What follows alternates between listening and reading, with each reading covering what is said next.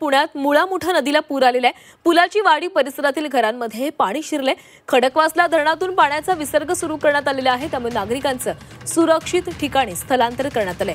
पुणे मनपाच्या अधिकाऱ्यांकडून परिस्थितीची पाहणी केली जाते। आणि या संदर्भात अधिक बोलूयात आमचे प्रतिनिधी निलेश करमरे आपल्या सोबत आहेत। निलेश, पुण्यातील मुळा-मुठा नदीला पूर आलेला आहे, अनेक भागांमध्ये पाणी साचल्याचं कळतंय, काय अपडेट्स आहेत?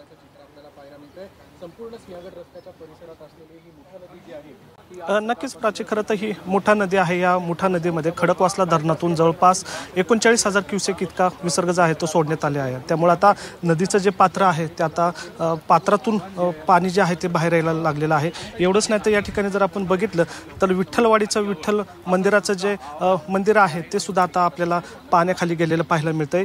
नदीपात्रामध्ये जे असलेलं जे विठोबांचं मंदिर आहे ते आता आपल्याला पाण्याखाली गेलेलं पाहायला मिळतंय। पाण्याचं जर पात्र बघितलं तर दुटंदे भरून अशी वाहत असलेली ही मुठा नदी आपल्याला पाहायला मिळते। तर दुसरीकडे जर आपण बघितलं तर एकता नगर जे आहे त्याचं दृश्य या ठिकाणी दाखवायचा प्रयत्न आपण करतो। तर या ठिकाणी एकता नगर परिसरामध्ये पाणी शिरताना आपण या ठिकाणी पाहतोय की पाणी जे आहे ते थेट पात्र ओलडून आता सोसायट्यांमध्ये शिरताना आपल्याला पाहायला मिळतात। अनेक लोक जे आहेत ते आता या ठिकाणी स्थलांतर होताना आपल्याला पाहायला मिळत आहे। जवळपास या एकता नगर परिसरातल्या 3 सोसायट्यांमध्ये हे पाणी शिरलेलं आहे। आणि इथला जर इतिहास जर बघितला तर जवळपास या ठिकाणी 5 ते 6 वेळा पाणी आलेलं आहे। म्हणजे 1997 मध्ये आलं होतं, नंतर 2011, 2018, 2005, गेल्या वर्षी 2024 आणि यंदा 2025 असं सातत्याने या परिसरामध्ये पाणी येताना आपल्याला पाहायला मिळतंय। नदीचं जे पात्र आहे आपण या ठिकाणी पाहतो, या ठिकाणी सुरक्षा भिंत नाहीये, त्यामुळे हे जे पाणी आहे ते थेट आता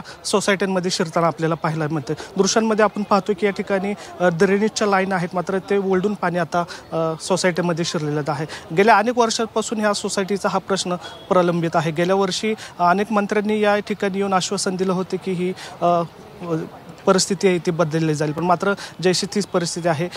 एवढंच नाही तर या ठिकाणी 10 लाख मदत जाहीर केली होती। जे दुकानं आपल्याला दिसतात त्या दुकानांमध्ये गेल्या वर्षी पाणी शिरलं होतं, त्यांचंही मोठ्या प्रमाणात नुकसान झालं होतं, मात्र त्यांना सुद्धा ही ती मदत मिळालेली नाहीये। म्हणजे गेल्या अनेक वर्षांपासूनची ही परिस्थिती जैशी ती आहे असं म्हणावं लागेल। आणि नदीचं पात्र जे आहे ते दिवसांदिवस वाढताना आपल्याला पाहायला मिळतं। दृश्यांमध्ये आपण पाहतोय की पलीकडच्या साईडला फुलाची वाडी आहे, त्या परिसरामध्ये पण पाणी शिरलेलं आपल्याला पाहायला मिळतं। तिथं छोटी मोठी घरं आहेत, झोपडपट्टी आहेत, त्या घरांमध्ये सुद्धा पाणी गेलेलं आहे। पुणे महानगरपालिका या ठिकाणी प्रयत्न करत आहे लोकांना स्थलांतरित करण्याचा, मात्र काही लोक सुद्धा आहेत ते बाहेर जाताना आपल्याला पाहायला मिळत नाही। मुळात ह्या सोसायटीमध्ये पाणी जायचं प्रमाण का वाढलेलं आहे? कदाचित ह्या ज्या सोसायट्या आहेत त्या सीमारेषेवर बांधले गेलेत का, हा एक सुद्धा प्रश्न उपस्थित होतोय। त्यामुळं या ठिकाणी नागरिकांचा प्रश्न जो आहे तो पावसाळ्यामध्ये निर्माण झालेला पाहायला मिळतोय। मात्र या ठिकाणी जर पाहिलं तर आता मुठा नदी आहे, या मुठा नदीमध्ये विसर्ग जो आहे तो मोठ्या प्रमाणात वाढलेला आपल्याला पाहायला मिळतोय। जवळपास नक्कीच निलेश, तर या संपूर्ण पुण्यातील परिस्थितीवर आपलं असेच लक्ष असणार आहे। तुर्तास धन्यवाद तुम्ही दिलेल्या सविस्तर माहितीसाठी।